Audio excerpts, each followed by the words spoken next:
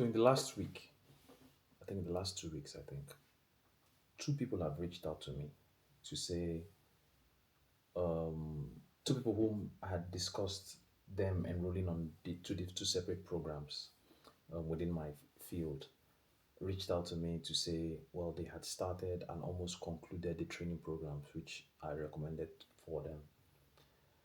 And I was very ecstatic. I was ecstatic because we discussed the programs and I sort of advised them on how to go about it and which programs they should run out of all the options that they had in front of them. And one of the, I think it was wholesome and profound when they told me, because they didn't come back to me to say I had started the program. They only just told me, well, one of them told me, oh, I've written my first exam, and it was beautiful. And the other one did tell me when he started the program, but the message I received from him was, I'm almost done with the program now. And I was ecstatic. I was very happy.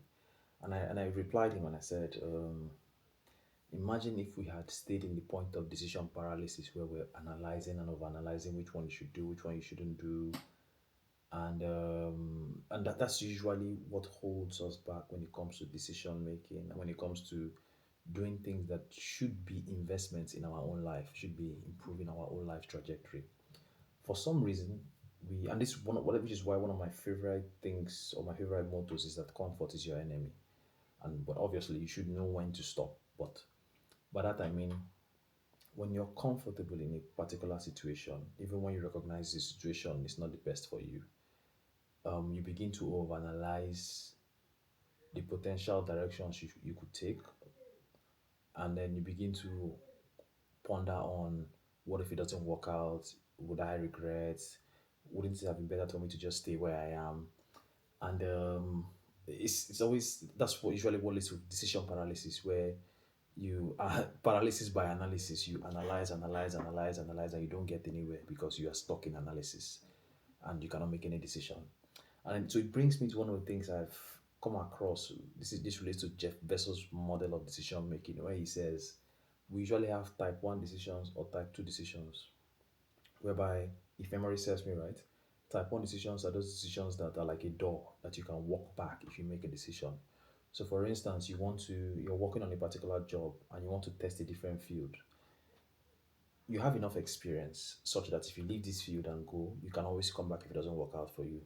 But you keep pondering, or you keep getting stuck in sunk cost that you say, well, if I leave, like you begin to worry so much.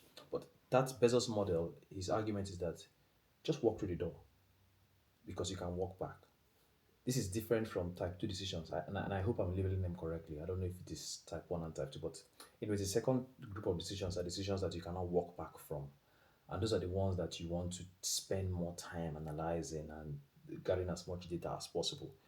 But then if you check very well, most of the decisions that we are stuck on are the decisions that have a two-way door. They're not decisions that are the types you cannot walk back from. If you check it, most of the decisions that keep us thinking for days, for hours, the decisions that if we just try, we can walk back on. And so, again, I had come across something of Will Smith where he talks about the example he gave is jumping off a cliff.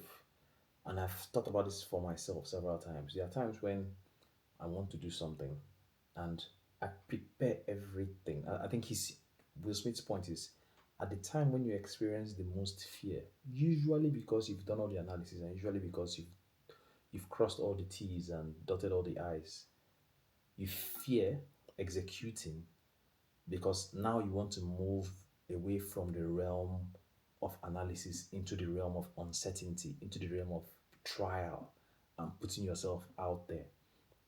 And his point is that is the exact time when you should jump, the exact time when you begin to feel like, well, what if, I'm so scared. Like, there is absolutely nothing to be scared of. There is, obviously, or to put it differently, what we think we are scared of is failure. In reality, what we are scared of is uncertainty. We are scared of the fact that we cannot see what's going to happen on the other end. Not necessarily that we will fail, but the fact that uncertain realm, the realm where we have little or no control, we do not understand what's going to happen there, we cannot foresee the outcome. It's more about fear of uncertainty, fear of walking into the unknown.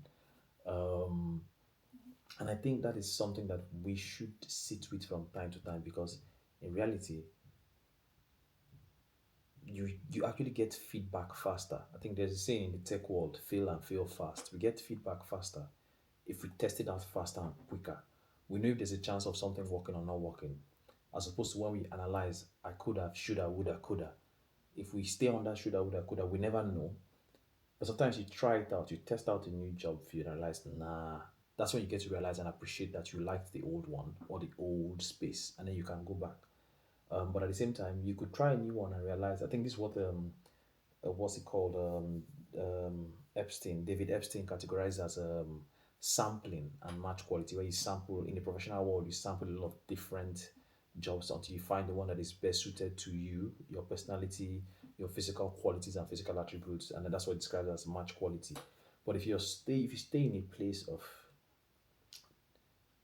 paralysis by analysis and you do not make any decision, what is actually happening to you is that even though you say you don't like where you are or you want to do something about moving to the next level, you are actually comfortable in that situation because it's what you know and understand.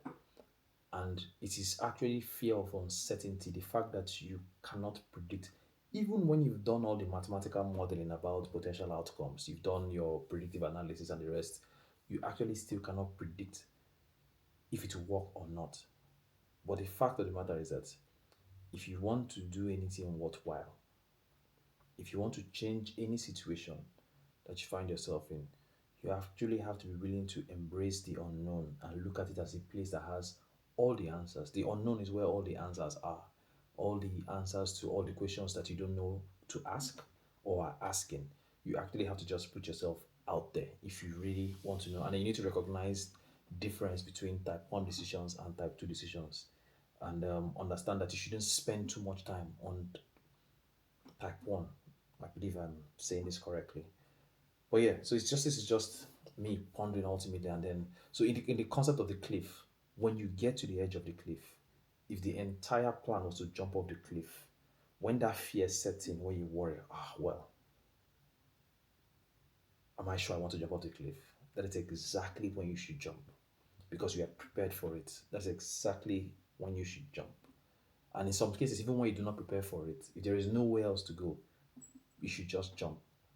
It is only in jumping that you change your situation, or that you realize what was good about your situation, so to speak. So it's yeah. I guess what I'm trying to say here is that jump off the cliff, jump off the proverbial cliff. It is all your answers are over there, and I guess this is me making this video to tell myself to jump off a cliff that I've been pondering on for a while. I'll jump off.